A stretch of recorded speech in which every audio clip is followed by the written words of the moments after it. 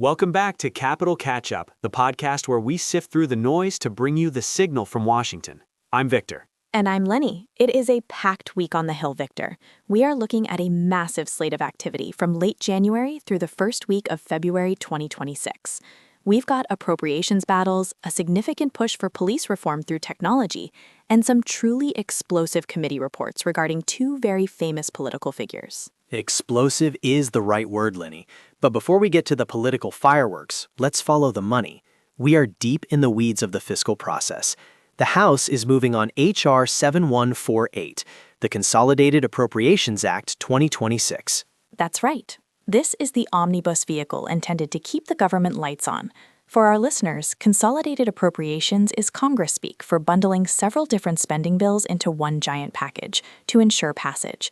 It's a strategy used when time is tight and bipartisan agreement is scarce. And tied to that is H.R. 7006, which specifically funds financial services, general government, and the Department of State.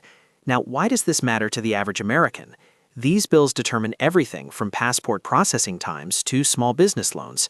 We're also seeing Senate amendments to H.R. 7148 being debated in the Rules Committee as of February 2nd, which suggests the Senate is putting its own stamp on the House's spending priorities. Speaking of priorities, there is a fascinating coordinated legislative effort regarding law enforcement.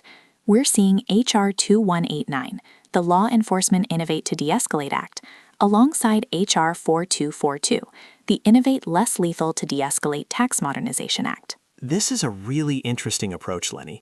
Usually, police reform debates center on training or qualified immunity. These bills, including the Senate companion, Senate Bill 1283, seem to be using market incentives. By modernizing the tax code for less lethal technologies, Congress is trying to incentivize private companies to invent better non-lethal tools for officers. It's a shift from mandating behavior to equipping for better outcomes. If an officer has effective tools that aren't a firearm, the hope is that violent encounters decrease. This builds on years of debate regarding use of force, but this specific angle, using the tax code to drive de-escalation tech, is a relatively novel strategy. Shifting gears to the committee rooms, Lenny, we have to talk about the Oversight Committee.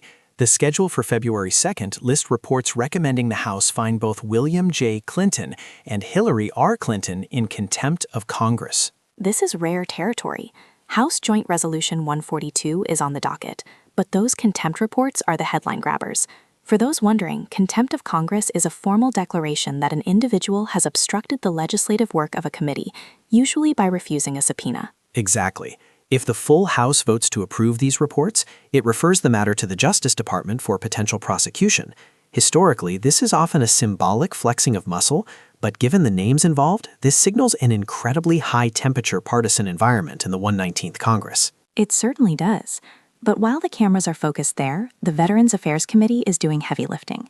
On January 21st, they held a legislative hearing on over a dozen bills. We're talking about H.R. 982, the Warriors to Workforce Act, and H.R. 2878, aimed at reducing veteran suicide during the transition to civilian life. That transition period is statistically the most dangerous time for service members. Bills like H.R. 5436, which stops colleges from withholding transcripts from vets using GI Bill benefits, tackle the bureaucratic hurdles that make that transition harder. It's the nitty-gritty governance that changes lives. Absolutely. We also saw H.R. 6903, the Ensuring Children Receive Support Act, introduced recently. While we wait for the full text, the title suggests a tightening of enforcement on child support payments, which directly impacts single-parent households across the country. Let's talk about resources and tech. The Senate is moving Senate Bill 579, the Department of Energy Quantum Leadership Act of 2025. Quantum computing is the next frontier in cybersecurity and processing power. This is Congress trying to ensure the U.S. doesn't fall behind global competitors like China. And to build that tech, you need materials. That's why the hearing on deep-sea mining and H.R. 3617, the Securing America's Critical Mineral Supply Act, are vital. We're talking about the raw materials for EV batteries and smartphones. The debate here is intense. How do we get these minerals without destroying marine ecosystems? It's the classic economy versus environment struggle. On the lighter side, or perhaps the more curiously named side, we saw H.R. 7122, the Meme Act. I honestly can't wait to read the text on that one. While it sounds like internet culture, acronyms in Congress can be deceiving. It likely deals with economic mobility or education, given the usual naming conventions, but we will keep an eye on it. On the Senate side, we have a flurry of judicial nominations. The president has nominated John Thomas Shepard for the Western District of Arkansas and Andrew B. Davis for the Western District of Texas, among many others. These lifetime appointments reshape the judiciary for decades. Also note the nomination of Robert Sakata to be director of the ATF, the Bureau of Alcohol, Tobacco, Firearms, and Explosives. That is always a hot seat position, given the gun control debates in this country. And Michael McDonald has been tapped to chair the National Endowment for the Humanities.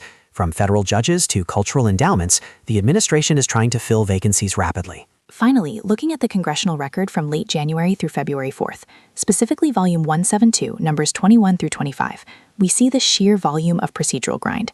The Senate is confirming judges, and the House is turning through these suspension bills. It's a lot to digest.